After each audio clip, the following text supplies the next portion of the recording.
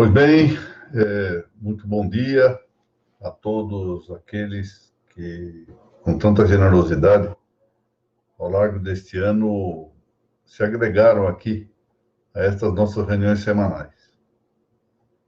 Em primeiro lugar, meu agradecimento deve dirigir-se ao Colégio Notarial do Brasil, na sua seção do Paraná, em particular a sua presidente, a doutora Mônica Della Vecchia, mas não menos também ao seu vice-presidente, doutor Renato Lana, que durante a ausência da doutora Mônica seguiu a prestigiar essas nossas reuniões. Para mim é um motivo efetivamente de muita honra, de muita alegria também, ter esses momentos em que eu procuro cumprir um pouco daquilo que é talvez uma tarefa de final de vida. Eu gostaria, por assim dizer, de fazer aqui nesse paralelo esportivo, passar o bastão, ou seja, poder contribuir pela experiência que a idade me permitiu com a formação das gerações mais novas. Assim cumpro algo que me diz particularmente respeito. Eu sou muito grato, portanto, ao Colégio Notarial da Seção do Paraná por me ter permitido este espaço. Não fora efetivamente este sítio eletrônico prestigioso do Paraná, eu não teria seguramente este público tão amável que me acompanha nessas reuniões semanais. Quero também hoje fazer dois registros, ou melhor, três.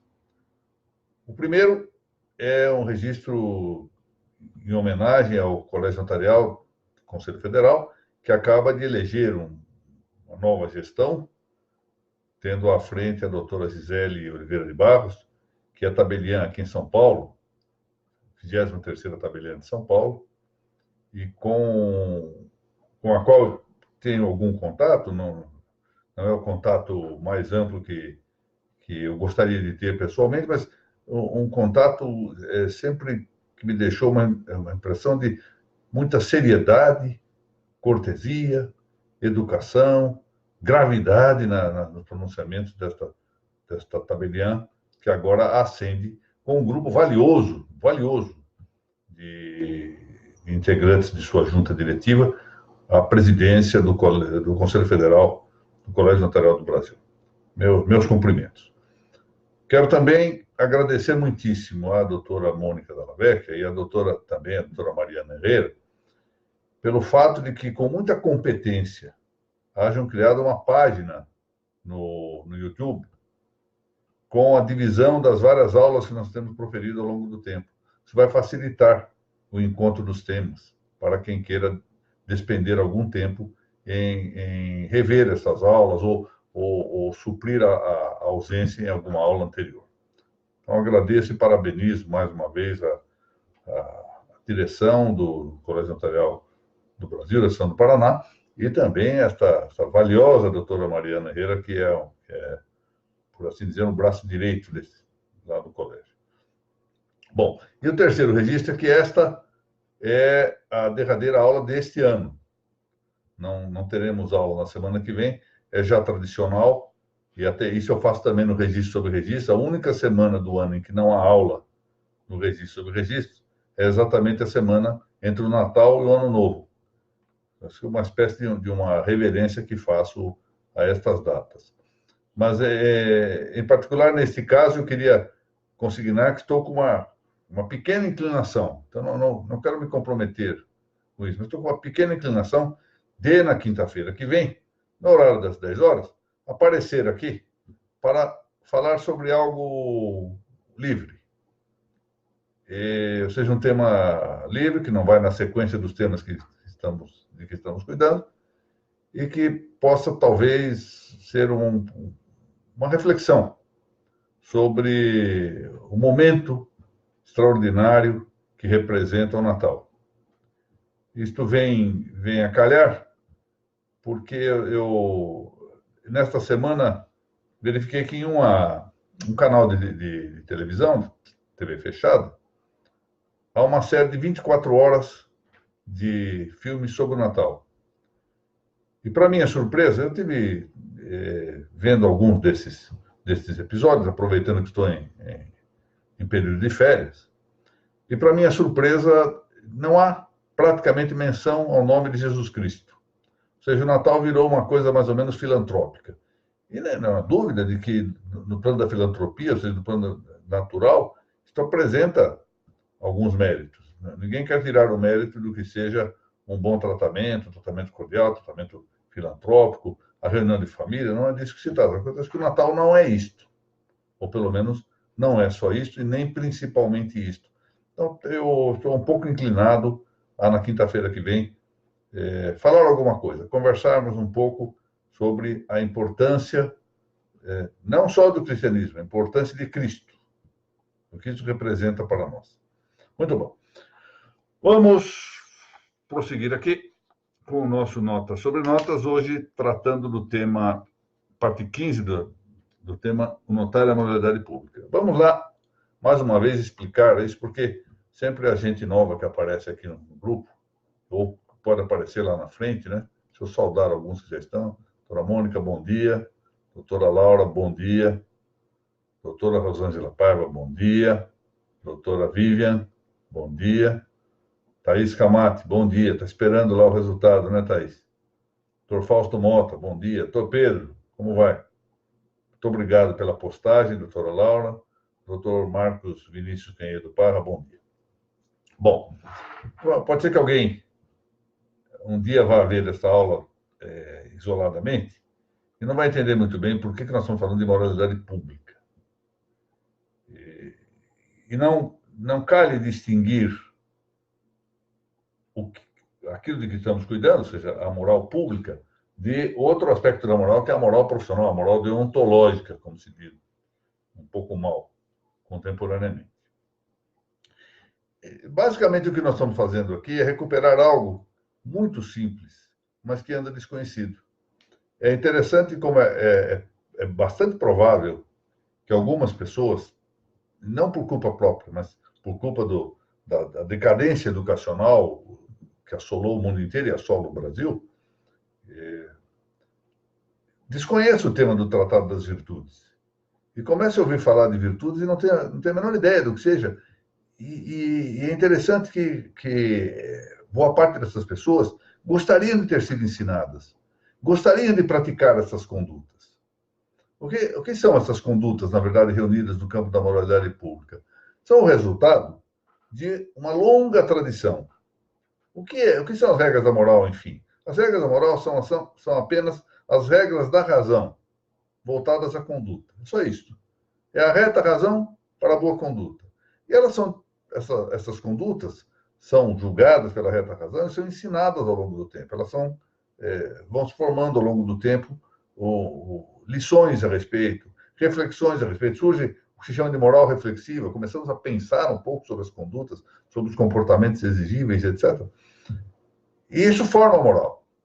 Forma toda essa ciência moral, esse extrato moral que corresponde a essa ideia de moralidade pública. O que acontece na geração dos nossos tempos é que nós, não só agora, isso já vem de mais tempo, né?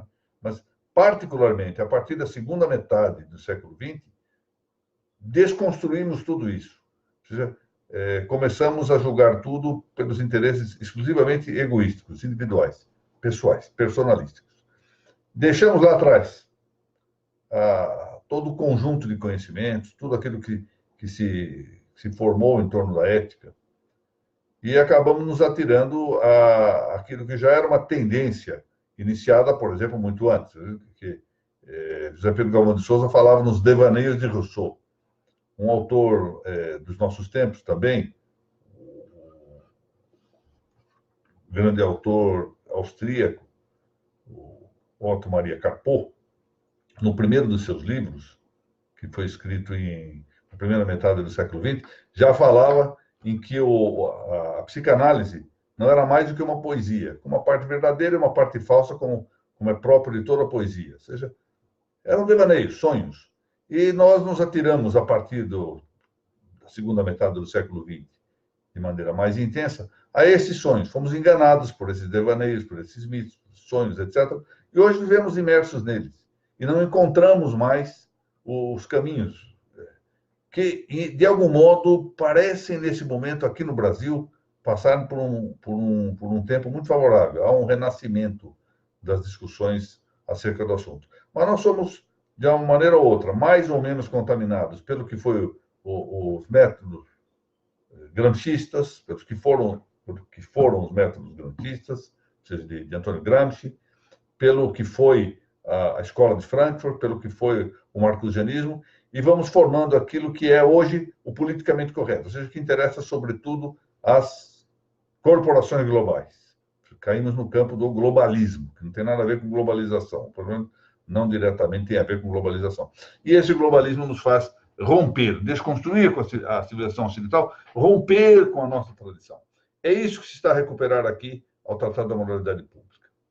Muito bem. Então, passo a ler o texto. Agradeço a Laura já ter postado aqui não, postou no YouTube. Eu gostaria que, se fosse possível, Torpedo sempre faz isso. Torpedo, por gentileza, de postar o texto que corresponde à aula de hoje. Agradeço muito por isso.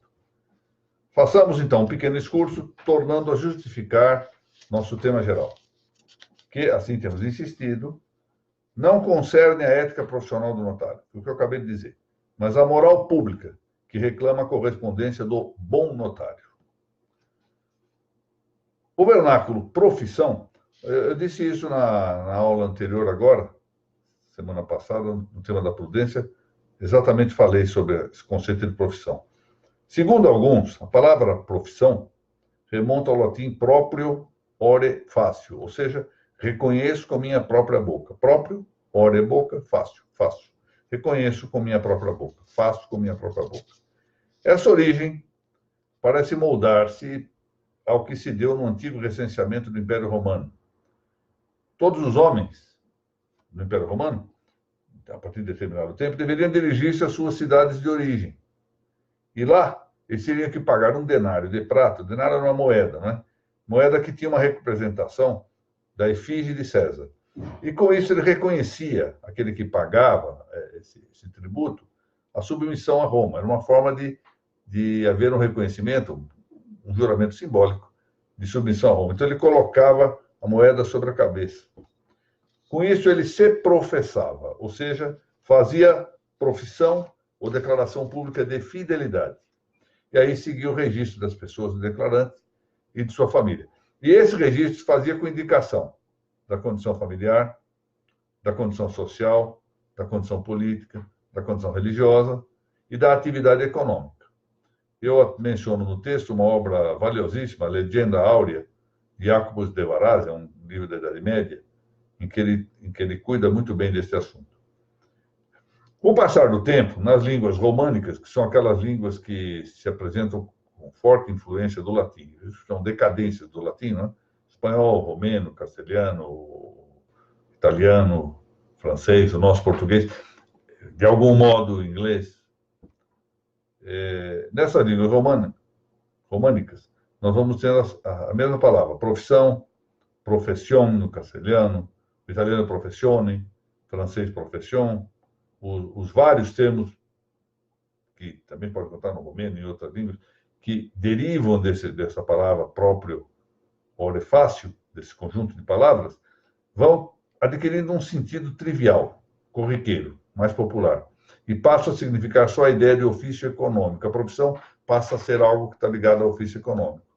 Mas isso não é de todo exauriente, porque nós encontramos aqui a expressão profissão de fé. Profissão de fé é dizer a própria fé. Em geral, no caso, dizer o credo. Por exemplo, na Igreja Católica, faz-se a profissão de fé ao pronunciar-se o credo. Em outras igrejas também de confissão cristã é comum que se dê isso. Assim, a ética da profissão constitui-se, nesta mesma linha, somente uma parcela da ética geral. A ética da profissão é uma parte da ética geral. O que nós estamos cuidando aqui é mais da ética geral.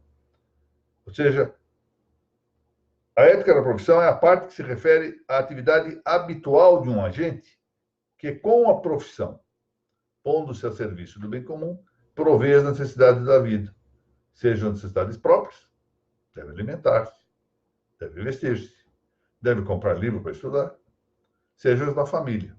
Temos família para sustentar. Todos temos, ou quase todos temos, uma família a sustentar e todos temos a necessidade do nosso próprio sustento individual. Disto segue que, nominalmente, no plano meramente do nome, ser um bom notário significa, num primeiro plano, ser um bom profissional das notas. De fato, é assim que nós falamos, né? Quando diz, fulano é um bom notário.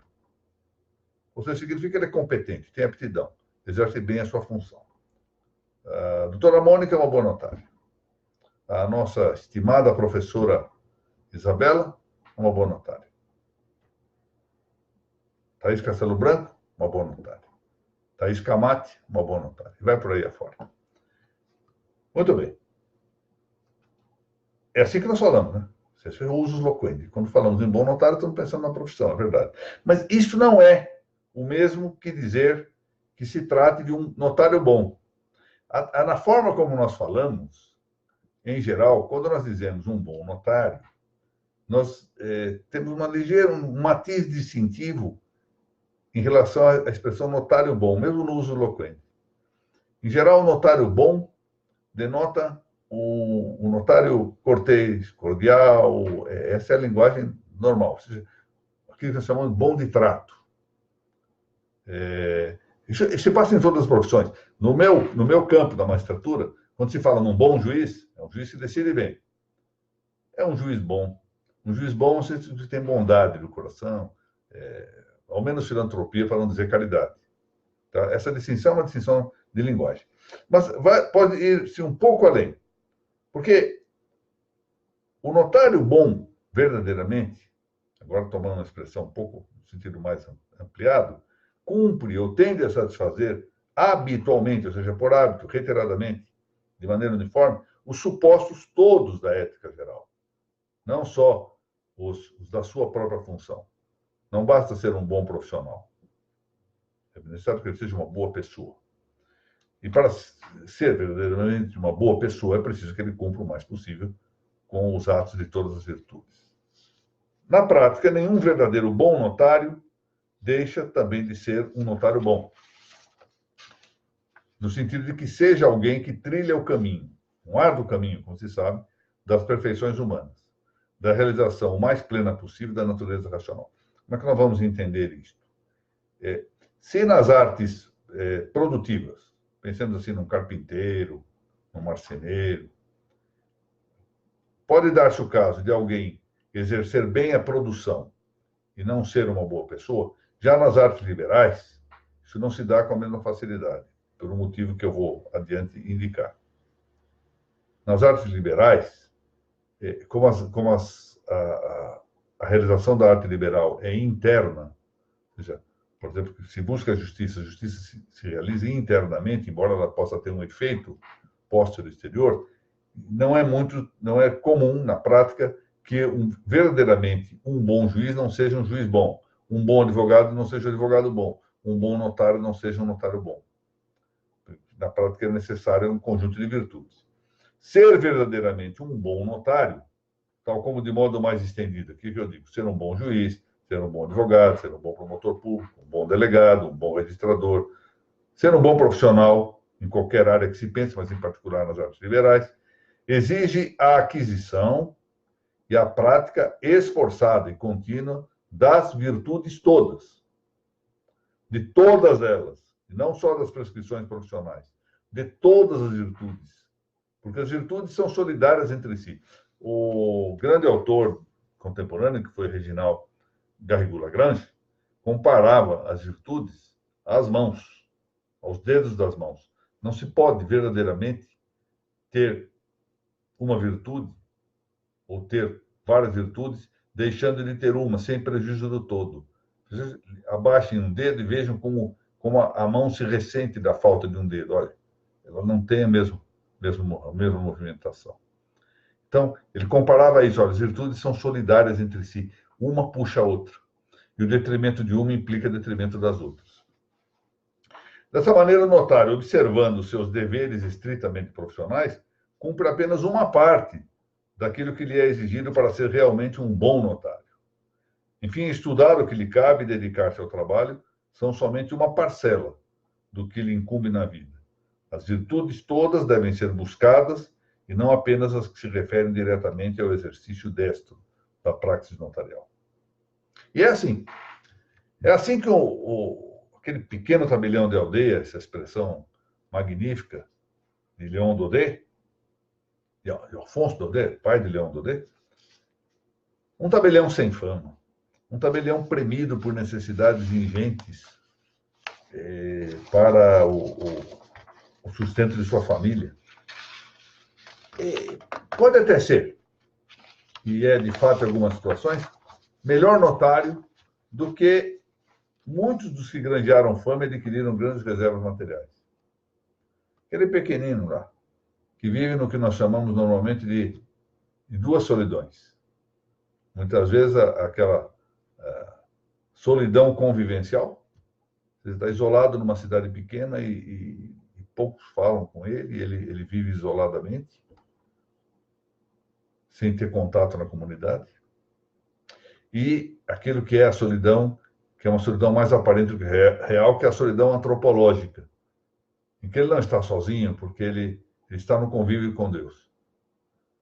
Mas ele aparenta essa solidão, não tem fama, não tem nome, não aparenta ter prestígio, e, no entanto, pelo conjunto das suas virtudes, pode ser que ele seja melhor do que muitos daqueles que granjearam uma fama imensa, adquiriram grandes reservas materiais.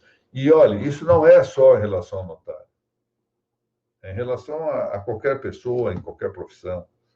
A notoriedade e as riquezas dinerárias, ou seja, as riquezas exteriores, não são por si só sinal de virtude. Não. Olha, ao revés, muitas vezes nós temos notoriedade em gente que não merece ter notoriedade. Muitos tiranos, muitos homicidas possuem grande fama, fazem-se famosos. Eu alistei aqui. Quem não sabe quem foi Nero, por exemplo? Sabe-se mais quem foi Nero do que quem foi Constantino. Sabe-se muito mais de Robespierre, frequentemente, pelo menos na linguagem do mundo, do que de um cura d'Ars. Sabe-se de Lenin, a estátua de Lenin, embora um tirano homicida conhecido, estátua de Stalin, referências a Hitler, todo mundo sabe quem foi Hitler, Mao Tse-tung, que matou milhões e milhões de pessoas, Fidel Castro, esse tirano que barbarizou a ilha de Cuba, Ernesto Guevara, cuja biografia foi mitificada, e há até gente que se orgulha de utilizar camiseta com o nome de Ernesto Guevara, embora hoje as novas biografias ponham à mostra que espécie de gente foi ele, tem grande fama. Tanto a notoriedade, essa gente foi, como eu digo aqui, alcançou os píncaros da notoriedade. Não significa nada. Eu prossigo que a fama não deve almejar-se por ninguém. Querer a fama, é só fruto da soberba da vida. Desejá-la é apenas algo próprio do amor desordenado que nós temos de nós próprios, né? Isso é um vermezinho que nos corrói. Temos um amor desordenado por nós próprios. O mundo esperava o nosso nascimento para enfim, atingir a sua glória. Ter fama é, pois, antes uma carga, um peso que se carrega sobre os ombros das pessoas, ainda que elas muitas vezes não desejem. Não é por imprudência que a obtêm. Às vezes, algumas não conseguem esquivar-se da fama que possam possuir. E nenhum de nós pode subtrair-se da exemplaridade de suas próprias palavras e condutas. Eu contei na semana passada um episódio interessante a respeito de vocação, e a história se completa. O que eu contei foi que eu, certa vez, consultei o meu amigo, era meu amigo, já morreu, um grande sacerdote, foi meu confessor durante algum tempo, o padre Cristóvão Arnaud, que era um homem muito humilde, no jeito, nas expressões e tudo mais, embora muito sábio. E ele vinha lá do Acre. Eu havia falado a ele, indagado dele, como é que ele tinha descoberto a vocação de padre? Era um grande padre. Ele disse, eu não descobri vocação nenhuma, doutor. Eu, na verdade, para não morrer de fome, eu fui parar no seminário. Mas eu continuei insistindo um pouco para entender como ele havia chegado a tudo isso. E um dia ele acabou me contando que ele ficava muito impressionado com uma coisa. Quando menino, com 2, 3 anos de idade, ele tinha essa imagem, essa memória, fantasma da imaginação, ele via o pai, que era um homem muito alto, dobrar os joelhos e rezar. Ou seja, mesmo aquela gente extremamente simples, eles viviam com muita simplicidade, com uma pobreza material, que ele me confessou ser muito grande, havia algo de exemplaridade passado pelo pai para essa criança. Ou seja, o menino que julgava o pai um gigante, percebia que deveria haver um gigante maior do que o pai, porque o pai dobrava o joelho para alguma coisa, para algum ser. Então, nós não escapamos nunca da exemplaridade das nossas palavras, das nossas condutas. O mesmo cristão, eu chamo aqui, que numa oração belíssima, Anima Christi, impetra a Deus que o esconda do mundo, é uma passagem muito bonita, intra vulnera tua visconde me domine, então, pede que Deus o esconda do mundo, não quer sofrer com a fama. Sabe, todavia, que ele também é lux mundi, ou seja, é a luz do mundo. E que, como eu cito aqui, ninguém há, depois de acender uma candeia, que a esconda debaixo de um jarro ou coloque sobre a cama, para que aqueles que entram vejam a luz. Ou seja, embora ele não queira a fama, muitas vezes, e isso os notários devem saber, muitas vezes essa fama vem. E eles, então, a recebem como uma cruz, no fundo, é um peso. E, a partir daí, tem que redobrar de cuidado para que a sua exemplaridade possa estender-se, espelhar-se pelos demais. Muito bem. Então, não querer a fama, mas, se ela vier, cumprir com o dever de estar à altura dela. Voltemos agora ao nosso capítulo específico. Bom, nós já tratamos da piedade, tanto da familiar quanto da patriótica, e agora, já tratamos da religião também, e agora devemos considerar a terceira das virtudes da veneração. As virtudes da veneração são 3. Lembrem-se que elas constituem anexo da justiça. Elas são pela ordem de hierarquia. A religião, a piedade nas suas duas formas, familiar e patriótica, e agora a observância. O que é a observância? Que é, novamente, insisto, uma parte virtual anexa ao potencial da virtude da justiça, que é uma virtude cardeal. A virtude de observância é a de prestar acatamento e honra às pessoas constituídas em dignidade, ou seja, aquelas a quem compete governar, sobretudo obedecendo-lhes às prescrições. Ou seja, a suposição é a legitimidade com que essas pessoas que estejam constituídas em dignidade, ou seja, aquelas a quem compete governar a comunidade, hajam, portanto, dentro de seus limites, impondo normas adequadas, normas presumidamente justas, que se dirigem ao bem comum. E não cabe a nós, sem quebra do dever de observância, uma série de comportamentos que demonstre pouca veneração com essas autoridades retamente constituídas e enquanto retamente constituídas. Aqui é um tema, eu não vou me aprofundar nisso, mas eu quero distinguir bem. A legitimidade de qualquer autoridade tem 2 modos de ver. Existe uma legitimidade de origem, pela qual alguém atinge a autoridade ou a potestade em virtude de procedimentos considerados legítimos, que podem ser variados. Suponham aí uma eleição, como se faz hoje no Brasil, sistema democrático liberal. Pode ser o regime da hereditariedade, como se faz em grande parte do mundo, nas monarquias.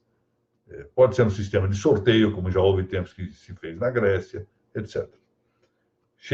Essa é a legitimidade de origem. Mas a pessoa deve ter, quem exerce a autoridade, a potestade, deve ter também legitimidade de exercício, ou seja, deve ser, ao longo do exercício, deve ser legítimo. Ou seja, não é porque alguém atinge o poder originariamente de maneira correta, que a partir daí pode ditar o que quiser e transformar-se em um tirano, um arbitrário, em alguém que não corresponde às exigências e aos limites das próprias funções. Ora, salvo nessas hipóteses, que são relativamente raras, em que se reconhece o que se chama amplamente de direito de resistência e de revolução, ou melhor, se poderia dizer direito de resistência e de contra-revolução, a observância é exigível, ou seja, não é possível admitir a sedição, motim, rebelião, atitudes, por exemplo, o presidente da República assume o poder numa primeira semana e já os adversários que perderam a eleição já começam a torpedear e a tentar derrubar o presidente. Isso é um pecado de sedição e é um vício, que é o vício da inobservância, ou seja, a falta do devido acatamento e honra a quem legitimamente atingiu um determinado posto de dignidade. A observância, pois, é a terceira e mais inferior das virtudes de veneração. Ela sucede à religião e à piedade, que são hábitos de maior grau. E exatamente em correspondência com esse ofício de governo é que se impõe a observância, dizer, os deveres de acatar os preceitos legítimos das autoridades constituídas. Calça-se na virtude da observância o princípio da legalidade, que é o princípio, como sabem, que norteia, é o critério clave da arte notarial e da arte registral. De maneira que, ordinariamente, seguir a lei, aplicar a lei, ou dito com mais propriedade, observar a lei, é o ato desta virtude. Quando se defende tanto a independência do notário, que é o meu caso, sempre vivo defendendo essa independência, e isso eu faço exatamente para que se reconheça se reconheçam os limites legítimos de atuação do poder superior. E como a lei, a natureza do notariado, impõe em ambas a independência notarial, não é legítima a determinação que eventualmente ocorra de interferir no livre exercício da função notarial, a independência de consciência do notário e do registrador. Tanto no plano prévio da sua atuação, por dentro de normativas que não se encontram na lei, quanto até mesmo de maneira posterior e no campo disciplinar. Aqueles que acompanharam a minha passagem pela Câmara Especial do Tribunal de Justiça sabem que eu me indispus várias vezes com a tendência de punição disciplinar por divergência de ideias em relação ao poder fiscalizador.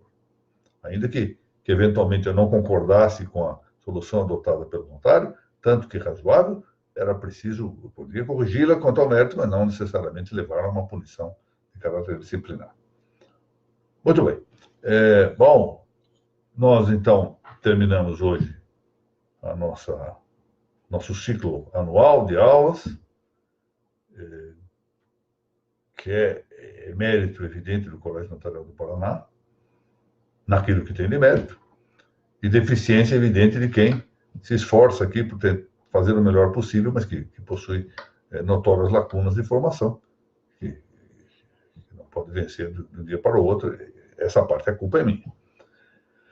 Eu quero, sem prejuízo de que nós possamos conversar algo no dia 26, se eu realmente resolver aparecer aqui para uma aula, falasse um pouquinho sobre o Natal, eu quero antecipar aqui os meus votos de um Santo Natal para todos.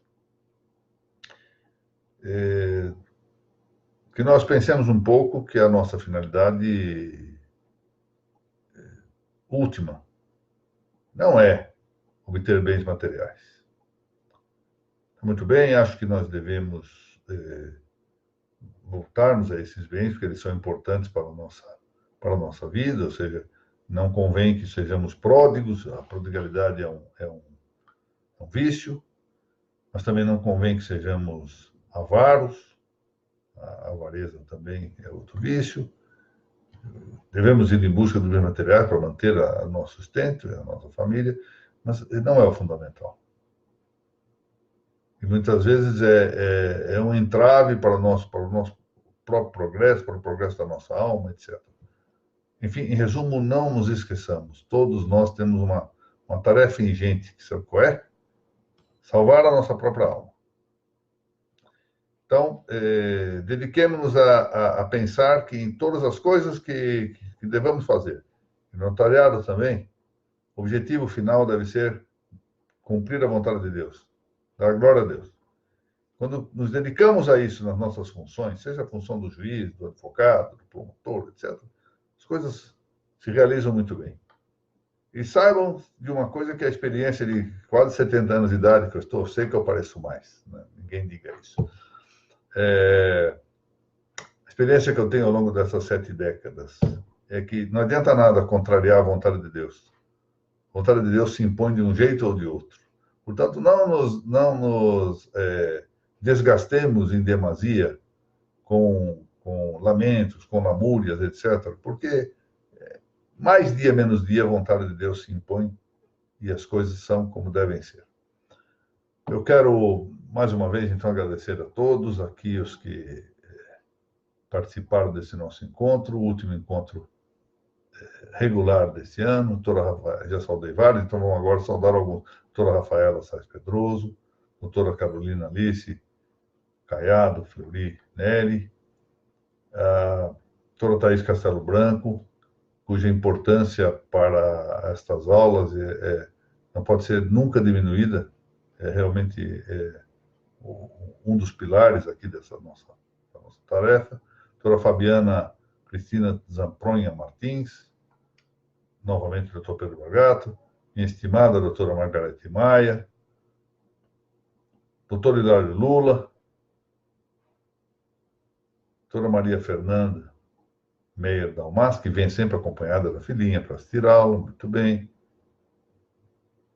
Muito bem. Penso que todos aqui que estavam, vários não aparecem, já disse, estão saudados. Eu quero, mais uma vez, agradecer